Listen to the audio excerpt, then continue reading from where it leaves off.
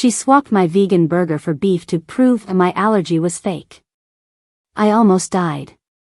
The first thing I registered was the sound of air wheezing through a straw. That straw was my throat. I was clawing at my neck, my fingernails digging into the skin, desperate to rip myself open just to let oxygen in, while my best friend sat across the booth, watching me with a look of terrifying, frozen curiosity. The restaurant noise, the clatter of plates, the sizzling grease, the indie rock playlist, faded into a dull, underwater roar. The only clear sound was my own heart hammering against my ribs like a lion trapped in a burning cage. I looked at Jessica. I wanted to scream for help, but my tongue felt like it had swollen to the size of a tennis ball. I just wheezed, a high-pitched, pathetic whistle. She didn't scream. She didn't call 911. She rolled her eyes. "Oh my God, stop," she huffed, picking up a French fry. "You are being so dramatic. It's just a burger. Calm down." That was the moment I knew. As the darkness started to creep into the edges of my vision, I realized this wasn't an accident. She had done this. And now, she was watching me die to prove a point. To understand why a burger is a loaded gun for me, you have to understand alpha gal syndrome.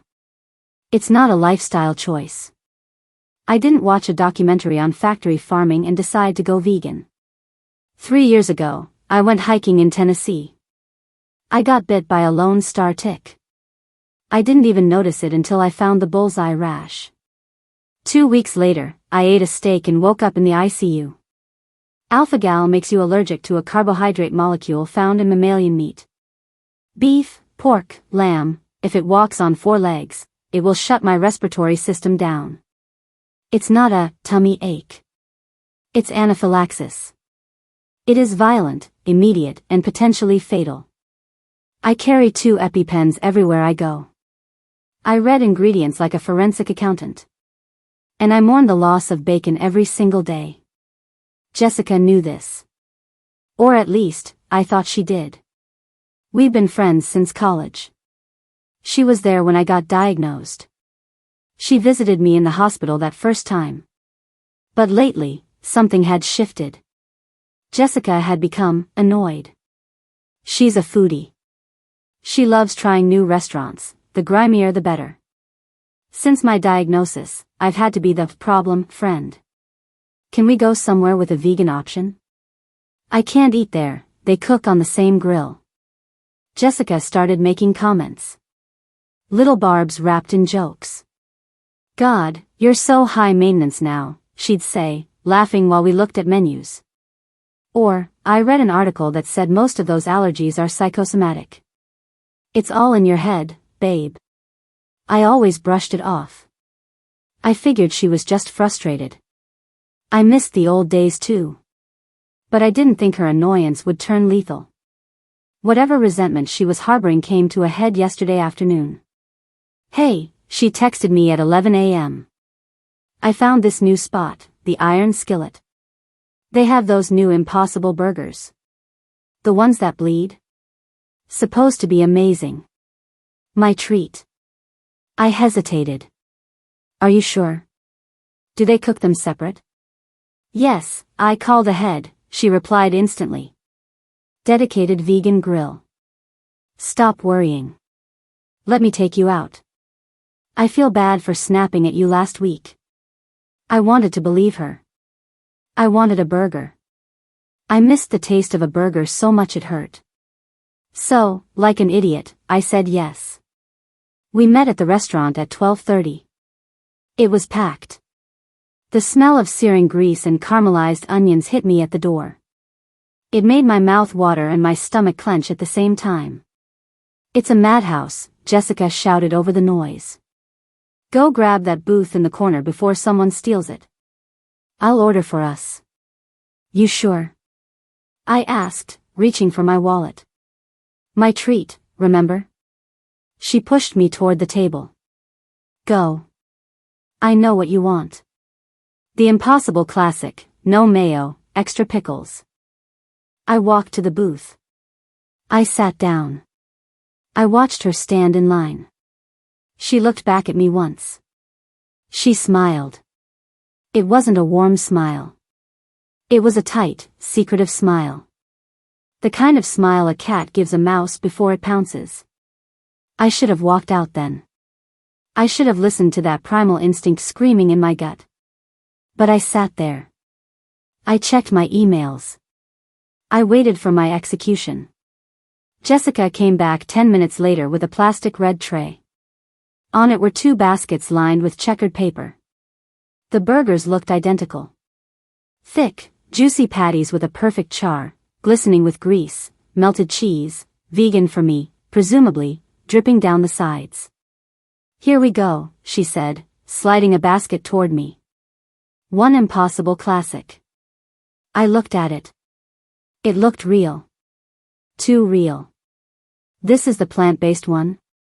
I asked, sniffing it. It smelled like smoke and salt. Yes, Jessica sat down and picked up her own burger. They use heme from soy to make it look like that. It's science, babe. Just eat it.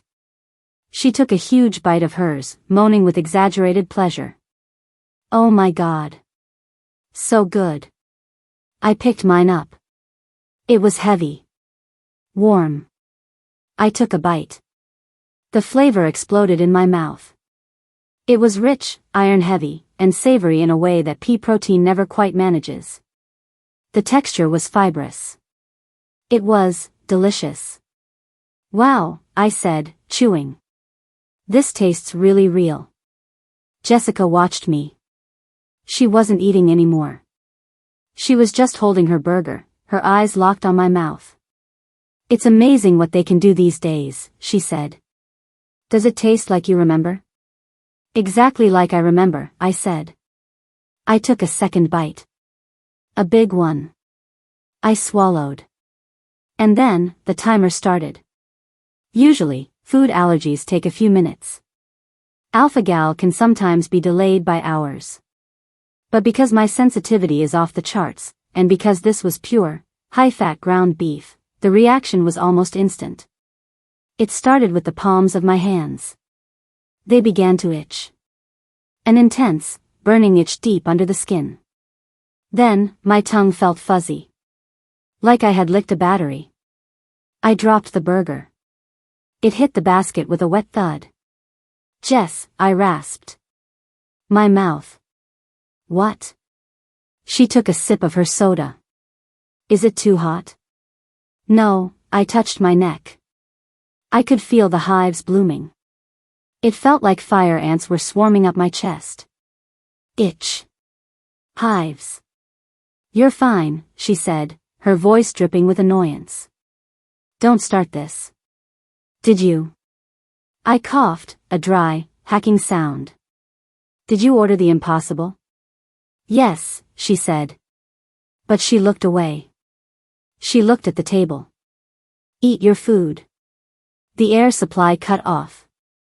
It wasn't a slow taper, it was a slam. My throat seized. The tissue in my windpipe swelled so fast I actually felt it expand. I stood up. I knocked my water over. Ice cubes skittered across the table. I grabbed my throat with both hands, the universal sign for choking. But I wasn't choking on food. I was choking on my own body. Sarah, sit down. Jessica hissed, looking around the crowded restaurant. You're making a scene. People are looking. I couldn't speak. I reached into my bag. My hands were shaking so bad I couldn't work the zipper. I needed my EpiPen. I fell out of the booth. My knees hit the greasy tile floor. The world was going gray at the edges. A waiter dropped a tray of drinks nearby. Glass shattered. Miss? Miss, are you okay? A voice shouted. I pointed to my bag. I couldn't get the zipper. My fingers were sausages. She's fine. Jessica shouted over me. She's having a panic attack. She does this. Just give her space. No, I tried to say, but no sound came out. A man in a flannel shirt, an angel in plaid, stepped forward. He knelt beside me. He saw my face. My lips were blue. My eyes were bulging. "That's not a panic attack," he yelled. "That's anaphylaxis. Does she have an EpiPen?" He grabbed my bag. He ripped it open. He dumped the contents on the floor. Phone. Wallet. Keys. The yellow tube. "I got it," he shouted. He didn't hesitate. He pulled the blue safety cap. Blue to the sky, orange to the thigh. He jammed the needle into my leg through my jeans. Click. The burn of the epinephrine hit me like a lightning bolt. My heart, already racing, kicked into overdrive. It felt like my chest was going to explode.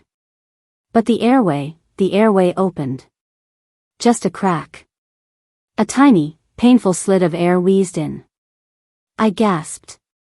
It sounded like a scream. "Call 911, the man shouted. I. Jessica was standing over us. She looked pale now. I didn't think. "She can't breathe," the man roared at her. "What did she eat?" Jessica didn't answer. She was trembling. The next 10 minutes were a blur of flashing lights and chaos. The paramedics swarmed in. They put an oxygen mask on me. They loaded me onto a stretcher. "We need to know what she ingested," the lead paramedic asked Jessica as they wheeled me out. "Is she allergic to anything?" Jessica was walking beside the stretcher, crying now. "Red meat. She's allergic to red meat." "Did she eat red meat?" Jessica stopped walking. We were at the back of the ambulance. The lights were blinding. "I swapped it," she whispered. The paramedic froze. "Excuse me?" "I swapped the burger," Jessica sobbed, covering her face with her hands. "She's always so annoying about it. I thought she was faking. I just wanted to prove it was in her head. I gave her the beef burger. I didn't think she'd actually get sick." The paramedic looked at her with pure disgust. "You gave her a known allergen on purpose?" "It was a prank," Jessica wailed. "Get in the front," the paramedic barked at her. "And don't touch anything." He turned to a police officer who had just pulled up. "Officer. You need to hear this." I blacked out then. I woke up in the ER.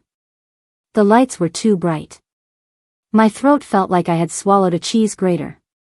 My entire body ached from the adrenaline crash. There was a police officer sitting in the chair next to my bed. Officer Miller. He looked tired. "Sarah?" he asked softly. I nodded.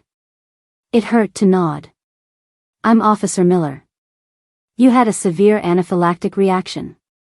The doctors say you're stable, but they want to keep you overnight for observation." I tried to speak. My voice was a croak. "Jessica? Your friend?"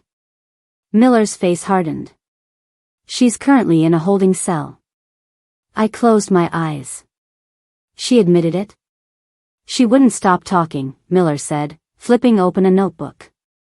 "She confessed to the EMTs, and then she confessed to me. She claims she switched your order at the counter. She told the cashier she wanted 2 beef burgers but to wrap one in the impossible wrapper." I felt a tear leak out of my eye. She thought I was faking. She told us she wanted to, quote, "call your bluff." She said you're a pretentious vegan, and she was tired of your drama. Officer Miller leaned forward. "Sarah, in this state, knowingly feeding someone something they are allergic to is a crime. Given the severity of your reaction, the doctor said you were about 30 seconds from cardiac arrest. We are charging her with felony food tampering and aggravated assault with intent to cause bodily harm. The DA might even push for attempted manslaughter depending on how the medical report looks." "Felony?" I whispered. "Yes. She tampered with your food in a way that endangered your life. It's not a prank. It's a crime." I lay there, staring at the ceiling tiles. I thought about the text messages. My treat. I thought about her smile as I took that bite. Do you want to press charges? Miller asked. Technically the state picks it up because of the severity, but your cooperation makes the case ironclad. I thought about the fear. I thought about the feeling of my throat closing. I thought about the man in the plaid shirt who saved my life while my best friend told me to stop making a scene. Yes, I rasped. I want to press charges. Good, Miller stood up. Get some rest. I didn't see Jessica for a week. Her parents called me. Her mom, a woman I had known for 10 years, left me a voicemail. Sarah, honey, please. Jessica is terrified. She's just a kid. She made a stupid mistake. Don't ruin her life over a hamburger. Can you just tell the police it was a misunderstanding? We'll pay your medical bills. Just drop the charges. I didn't call back. Just a hamburger. That's what they didn't get.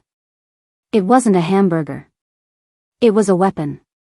I went to the preliminary hearing yesterday. I had to look at her.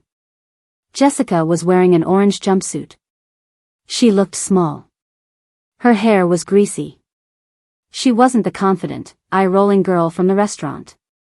She looked broken. When the judge read the charges, food tampering causing serious bodily injury, she started to cry. I didn't mean to hurt her, she shouted in the courtroom. I just wanted her to stop being annoying. The judge banged the gavel. Order. Her lawyer tried to argue for bail. He called it a misguided prank between friends. The prosecutor stood up. He held up my medical file. Your Honor, he said. The victim was administered 2 doses of epinephrine and required intubation. This wasn't a prank. This was Russian roulette with a burger bun. The defendant knew about the allergy. She calculated the deception. She watched the victim enter respiratory distress and actively discouraged bystanders from helping. The judge set bail at $50,000. Jessica looked at me as the bailiff led her away. She mouthed the word please. I stared back at her. I touched my throat, where the bruises from the intubation tube were still fading yellow and green. I didn't mouth anything back. I'm home now. My kitchen is a safe zone. I cook my own food. I don't go out to eat. I don't trust menus. I definitely don't trust friends who offer to order for me. I lost my best friend. I lost my sense of safety. But I'm alive. People on social media are split. Half of them are saying I'm right to lock her up. The other half, mostly people who don't have allergies, are saying I'm a vindictive monster for ruining a young girl's life over one mistake. They say she didn't know. But she did know. She just didn't care. She valued being right more than she valued my life. So, tell me. Am I the monster for sending my best friend to prison, or did she serve herself that sentence the moment she wrapped a beef burger in a vegan wrapper? If you have made it this far and want to see more videos like this, then kindly subscribe and turn on notifications so you may never miss another story like this.